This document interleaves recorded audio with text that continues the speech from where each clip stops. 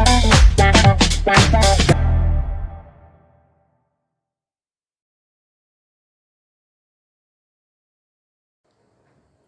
Students, life processes part 7।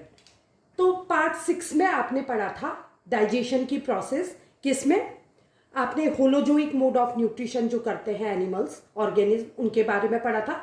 Human being का digestive system हमने discuss किया था।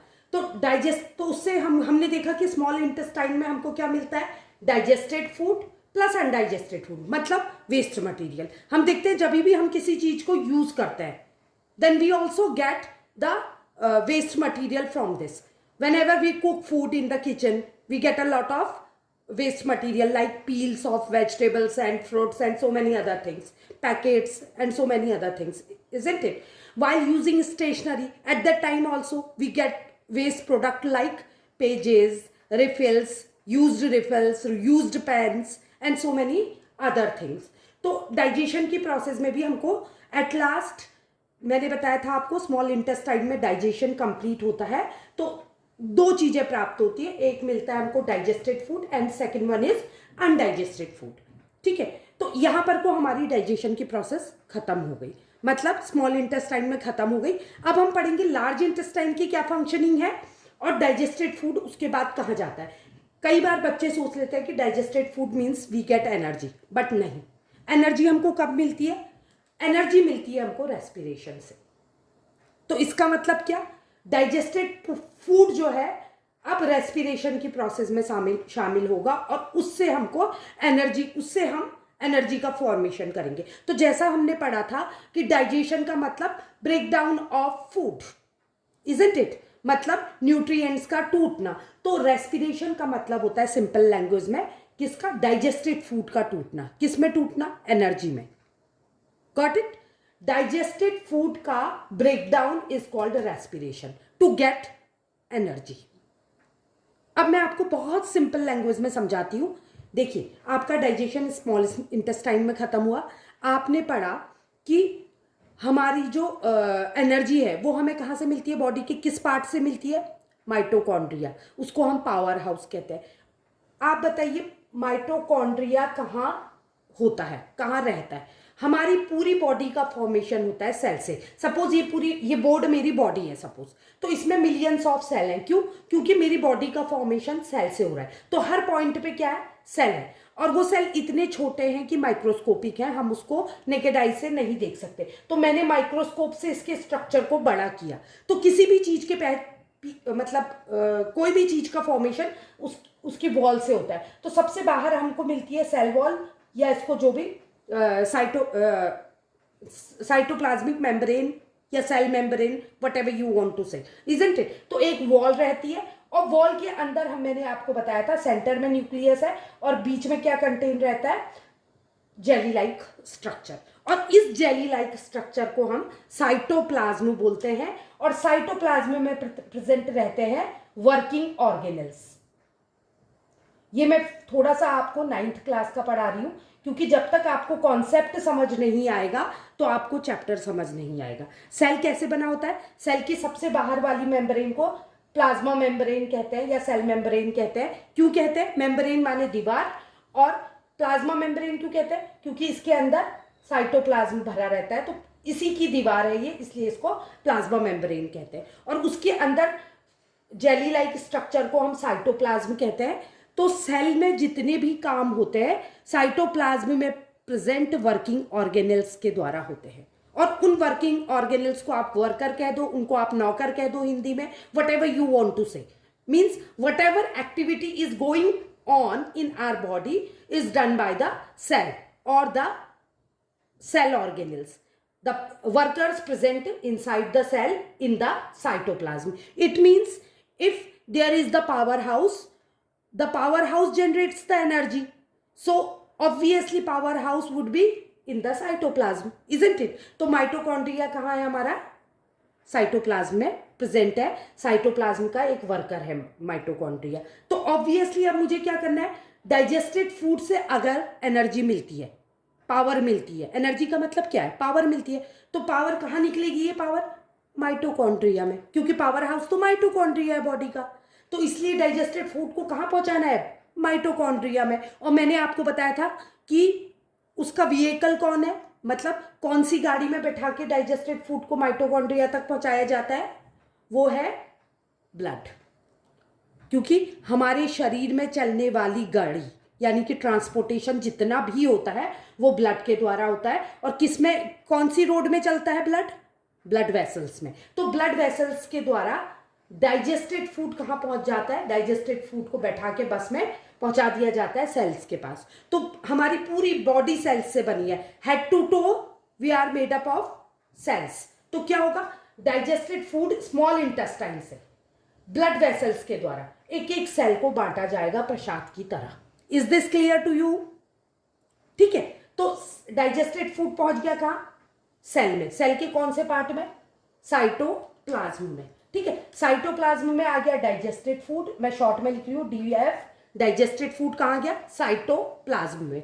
साइटोप्लाज्म में इसमें क्या होता है? डाइजेस्टेड फूड मतलब ग्लूकोज है, इसमें 6 कार्बन मॉलिक्यूल्स होते हैं, इनका ब्रेकडाउन शुरू हो जाता है। जैसे खाने को जब हम मुंह में डालते हैं तो उसका ब्रेकडाउन शुरू हो जाता है, सिमिलरली जैसे ही डाइजेस्टेड फूड को साइटोप्लाज्म में डालते हैं इसका ब्रेकडाउन शुरू हो जाता है। तो ये 6 कार्बन मॉलिक्यूल टूट के क्या बन जाता है? 3 कार्बन मॉलिक्यूल, जिसको हम पाइरुवेट कहते हैं। ये प्रोसेस अभी आप रेस्पिरेशन में पढ़ेंगे। और ये 3 कार्बन मॉलिक्यूल्स ऑक्सीजन की प्रेजेंस में माइटोकॉन्ड्रिया के अंदर अगेन ब्रेक डाउन होते हैं और एनर्जी का फॉर्मेशन होता है। इसीलिए माइटोकॉन्ड्रिया को power house of the body या सेल कहा जाता है। और जैसे ही एनर्जी बनेगी सेल को एनर्जी मिलेगी, क्योंकि हम सेल के बने हैं तो हमको एनर्जी मिलेगी। सेल अगर फिट है, अगर हेल्दी है तो हम हेल्दी है, सेल अगर डैमेज्ड है तो हम डैमेज्ड है। Is this clear to you? तो डाइजेस्टेड फूड कहां जाएगा? सेल्स में जाएगा। ठीक है, और अनडाइजेस्टेड फूड जो होता है स्मॉल इंटेस्टाइन से कहां पहुंच जाता है? लार्ज इंटेस्टाइन में। जो बचा हुआ वेस्ट मटेरियल बनता है डाइजेशन के बाद, क्योंकि स्मॉल इंटेस्टाइन में डाइजेशन खत्म हो जाता है, तो जो अनडाइजेस्टेड फूड है वो लार्ज इंटेस्टाइन में आ जाता है। अब लार्ज इंटेस्टाइन की फंक्शनिंग शुरू हो जाती है। क्या फंक्शन है इसका?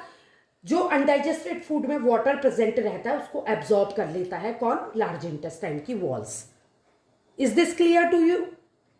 और rest of the waste material को रिमूव कर दिया जाता है एनस से। आपने at the very beginning I taught you that the alimentary canal starts from mouth and ends in the anus. So anus is the last point of whatever digestion, isn't it? तो undigested food या rest of the material water इससे absorb कर लिया जाता है large intestine की walls के द्वारा। तो लार्ज इंटेस्टाइन की फंक्शनिंग क्या है? जो अनडाइजेस्टेड फूड है उससे वाटर को एब्जॉर्ब करना। और अनडाइजेस्टेड फूड मूव हो जाता है कहाँ? एनस के द्वारा बॉडी से बाहर। तो जैसे मैंने आपको बताया था, जब भी फूड का मूवमेंट होता है तो कोई ना कोई मसल या मसल्स काम करती है। जब मैंने बताया था ईसोफेगस में कौन क्या होता है?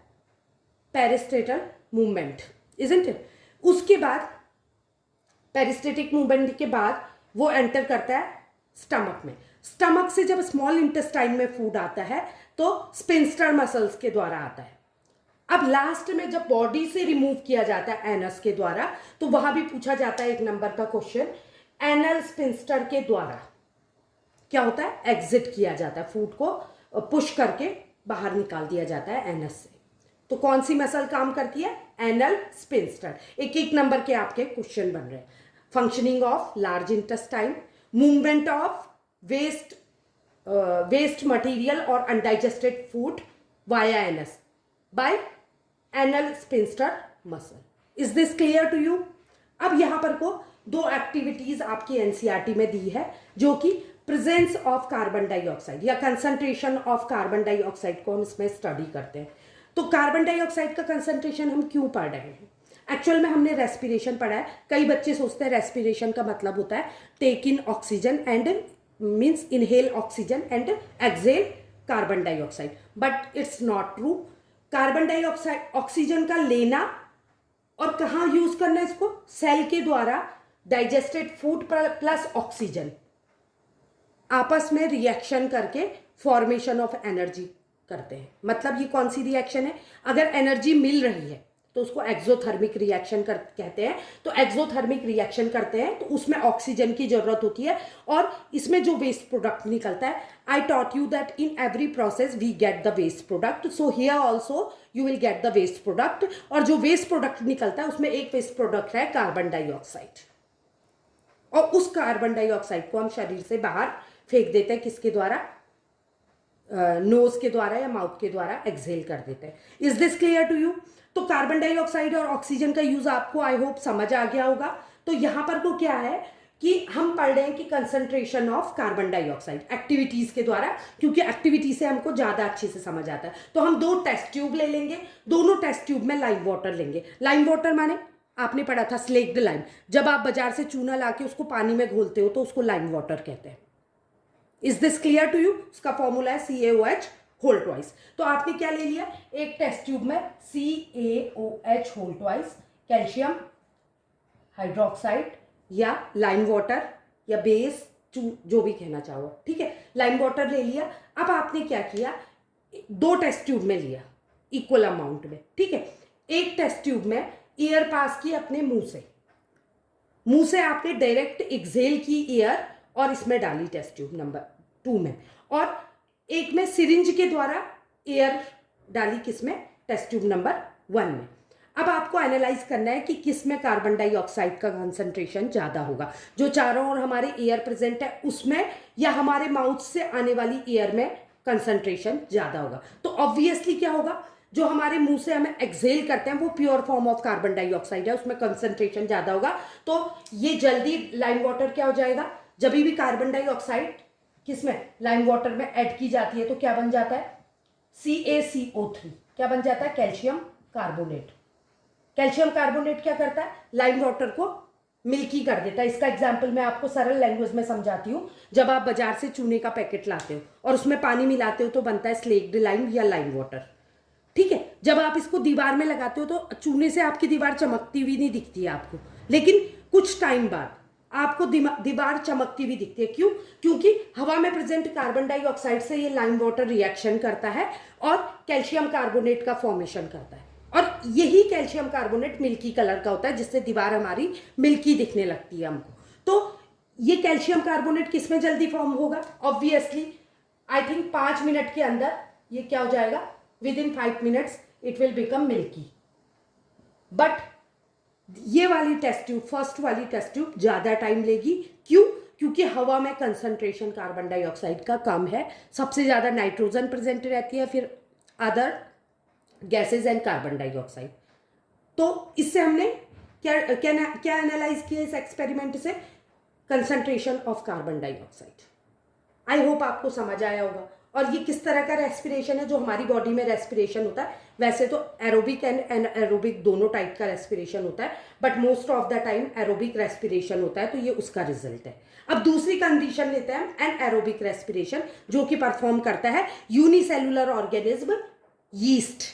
यीस्ट क्या है? एक सिंगल सेल्ड ऑर्गेनिज्म है, और यीस्ट को हम फर्मेंटेशन के लिए यूज करते हैं। हमने बहुत बार पढ़ा है, छोटी क्लासेस से हम पढ़ते आ रहे हैं। तो हम क्या करेंगे, एक टेस्ट ट्यूब में फ्रूट जूस लेंगे, और इस फ्रूट जूस को फर्मेंट करने के लिए हम क्या करेंगे, इसमें क्या डाल देंगे? यीस्ट डाल देंगे। यीस्ट क्या है? Single cellular organism. और फर्मेंट किसके द्वारा होता है? आपने देखा होगा जब हम डो रखते हैं किसी चीज का, जैसे हमने इडली का बैटर तैयार किया, तो वो रखे रखे जब हम उस पर यीस्ट मिलाते हैं तो वो फूल जाता है, केक का बैटर फूल जाता है। क्यों फूलता है? क्योंकि हम उसमें यीस्ट ऐड करते हैं, और यीस्ट क्या करता है? रेस्पिरेशन में कार्बन डाइऑक्साइड गैस छोड़ता है, उसके बबल्स के द्वारा जो होता है डो फूल जाता है। तो यहां भी हम क्या करेंगे, फ्रूट जूस में क्या मिला देंगे? यीस्ट मिला देंगे। यीस्ट ऐड करने से क्या होगा?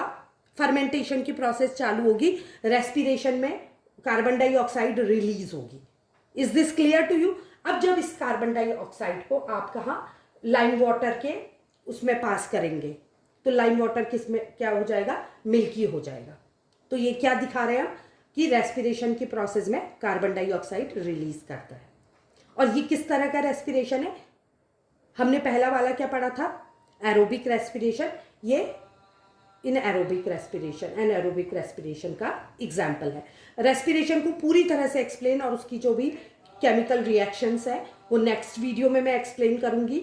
आई होप आपको ये वीडियो पसंद आया होगा, और अगर पसंद आया तो लाइक, सब्सक्राइब और शेयर करें। Thank you.